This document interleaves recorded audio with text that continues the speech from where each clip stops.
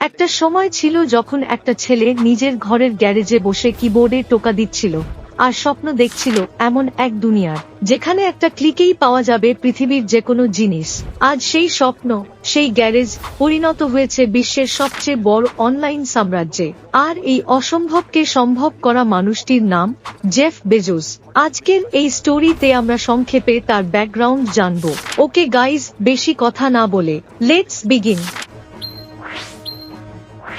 অধ্যায় 1, শুরুর গল্প। এক সাধারণ পরিবার, অসাধারণ স্বপ্ন। 1964 সালের এক ঠান্ডা জানুয়ারির দিনে আমেরিকার নিউ মেক্সিকো রাজ্যের আলবুকার্কি শহরে জন্ম নেয় এক শিশু, জেফ্রি প্রেস্টন জর্গেনসেন। জন্মের সময় সে জানত না সে একদিন গোটা বিশ্বের বাজার বদলে দেবে। তার মা জ্যাকি ছিলেন মাত্র 17 বছরের এক স্কুল ছাত্রী, আর বাবা টেড একজন সাইকেল রেসার ছিলেন। কিন্তু ভাগ্যের খেলায় তাদের সম্পর্ক বেশিদিন টিকল না। জেফ তখনও হাঁটতে শেখেনি। তার আগেই তার মায়ের দ্বিতীয় বিয়ে হয় মাইক বেজোস নামের এক কিউবান অভিবাসীর সঙ্গে। মাইক হয়ে উঠলেন জেফের আসল অনুপ্রেরণা। তিনি তাকে নিজের ছেলে হিসেবে গ্রহণ করলেন, দিলেন নিজের নাম জেফ বেজোস। এই পরিবারে বিজ্ঞান, প্রযুক্তি আর স্বপ্নের মর্যাদা ছিল সবচেয়ে বেশি। ছোট্ট জেফ তাই খুব অল্প বয়সেই হয়ে উঠলেন কৌতূহলী উদ্ভাবক। অধ্যায় 2, কিশোর জেফ। বইয়ের পোকা নয়, ভবিষ্যতের নির্মাতা। ছোটবেলায় অন্য বাচ্চারা যখন খেলনা গাড়ি নিয়ে খেলত, জেফ তখন সেই গাড়ির যন্ত্রপাতি খুলে দেখত ভিতরের গিয়ারগুলো কিভাবে কাজ করে। তিনি হিউস্টনের রিভার ওকস স্কুলে পড়েছেন, পরে ফ্লোরিডার পালমেটো হাই স্কুলে। ছাত্র হিসেবে ছিলেন মেধাবী, কিন্তু দারুণ উদ্ভাবনী। তার রুমে বসানো ছিল নিজের বানানো অ্যালার্ম সিস্টেম, যেন ভাইবোন কেউ রুমে ঢুকতে না পারে। তার জীবনের সবচেয়ে বড় টার্নিং পয়েন্ট আসে প্রিন্সটন ইউনিভার্সিটিতে ভর্তি হওয়ার পর।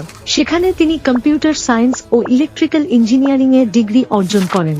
তখনই তিনি ঠিক করেন, আমি চাকরি করতে আসিনি, আমি একদিন ইতিহাস লিখব।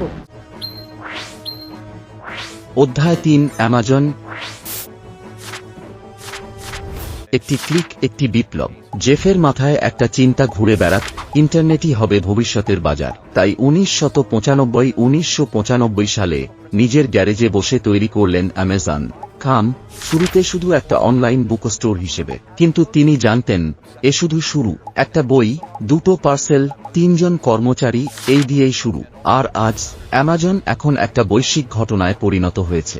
বই থেকে শুরু করে জামাকাপড়, খাবার, গেম, ইলেকট্রনিক্স সবই মেলে অ্যামাজনে। তারপর আসে অ্যামাজন প্রাইম, আওয়াচা অস এবং অ্যামাজন গো, একটার পর একটা বিপ্লব। আর সবার উপরে জেফের আরেকটা স্বপ্ন, বো ওয়াজেন, যেখানে তিনি চাঁদের পথ বানাচ্ছেন।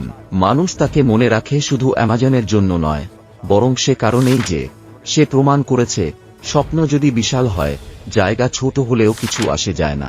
একটা গ্যারেজই হতে পারে বিশ্বজয়ের কারখানা। উপসংহার এখনো শেষ নয়। আজও তিনি বেঁচে আছেন আর কাজ করে যাচ্ছেন ভবিষ্যতের পৃথিবী গড়ার জন্য। সিইও পদ ছাড়লেও তিনি আজও উদ্যোক্তাদের আদর্শ, উদ্ভাবকদের নেতা। জেফ বেজোস এক নাম নয়, এটি এক অনুপ্রেরণা, এক যুগান্তকারী বিপ্লবের নাম। স্বপ্ন যদি সঠিক দিক নির্দেশনা পায়, তবে গ্যারেজই হয়ে ওঠে ভবিষ্যতের প্রবেশদ্বার। আপনি যদি এই ধরনের আরও ভিডিও দেখতে চান, দয়া করে আমার সাথে থাকুন এবং আমার চ্যানেলটি সাবস্ক্রাইব করুন। আমি আপনাকে এই জাতীয় অন্যান্য বিখ্যাত ব্যক্তিত্বদের গল্প নিয়ে আসব। আমি আজকে এখানেই বিদায় নিচ্ছি। অন্য কোন ভিডিওতে দেখা হবে। টাটা।